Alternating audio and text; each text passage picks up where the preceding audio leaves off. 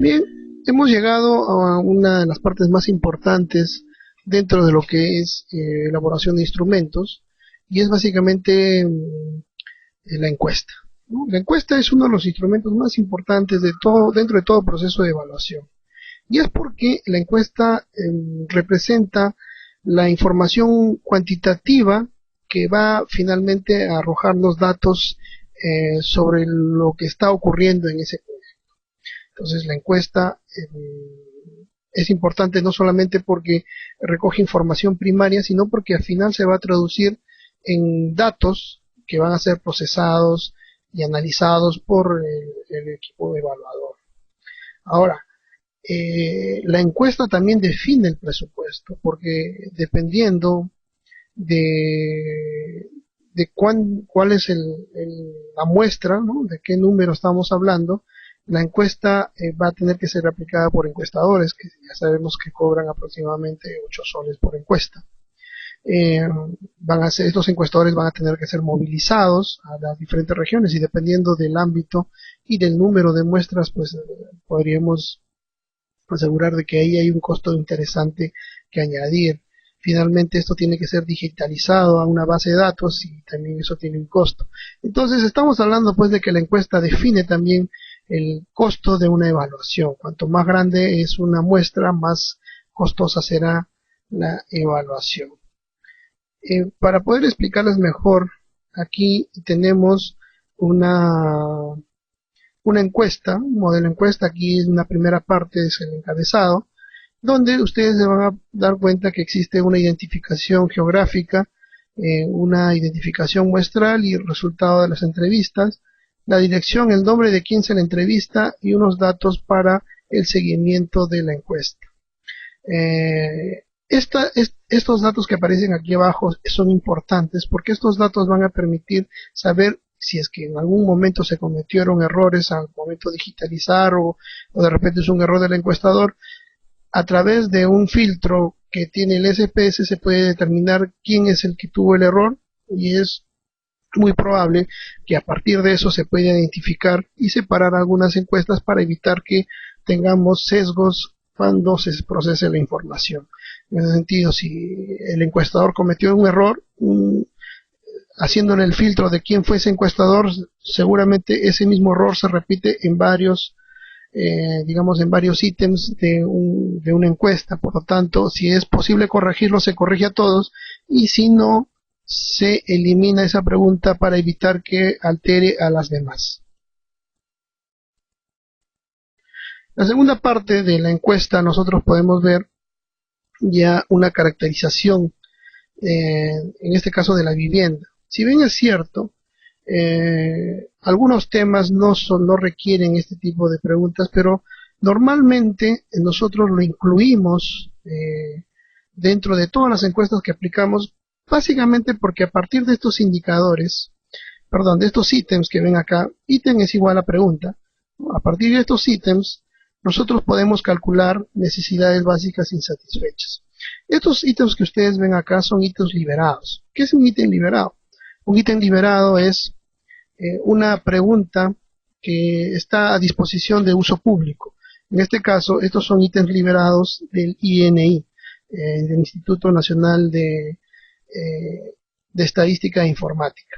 Entonces, estas son las preguntas que utiliza, por ejemplo, el INEI para estimar necesidades básicas insatisfechas. Por lo tanto, ya son ítems no solamente liberados, sino validados. Por lo tanto, es importante que nosotros lo utilicemos a fin de poder extraer información y tener un indicador de necesidades básicas insatisfechas para nuestra población que pueda ser comparable con los datos del INEI a nivel de esa región, a nivel de la provincia, a nivel del distrito, etcétera. Entonces, teniendo estos datos nosotros podemos caracterizar en qué nivel de pobreza puede estar, por ejemplo, esa población que al margen del tema, que puede ser un tema de salud, un tema de educación o un tema de productivo, nosotros podemos definir cómo esa relación de pobreza y vincularlo con el tema que nosotros estemos trabajando.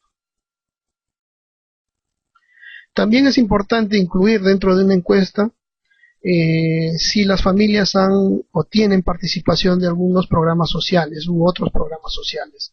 Y esto lo hacemos básicamente para poder filtrar y cuando queremos tener una información mucho más exacta de lo que el proyecto ha logrado en una población, tendríamos que hacerlo en una población en la cual no hubo intervención de ningún otro, digamos, otra organización para poder ver cuál es el efecto directo de nuestro proyecto. Por lo tanto, si yo estoy trabajando en una población, pero en esa población veo que está trabajando el PRONA, que está trabajando PRONAMASH, que está trabajando el programa Juntos, y de repente está trabajando CARE Perú con otros proyectos, y está trabajando tal vez este Plan Internacional con otros proyectos, ¿cómo yo podría advertir cuál es el, digamos, el efecto o el valor de logro que está teniendo mi proyecto?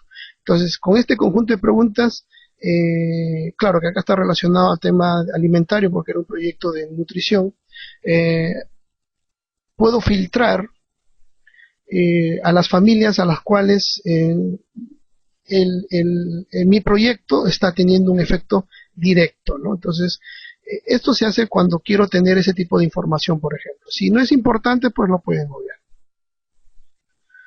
Finalmente, el uso de cuadros es muy amplio en las encuestas. Es mucho más fácil para los encuestadores completar este tipo de cuadros.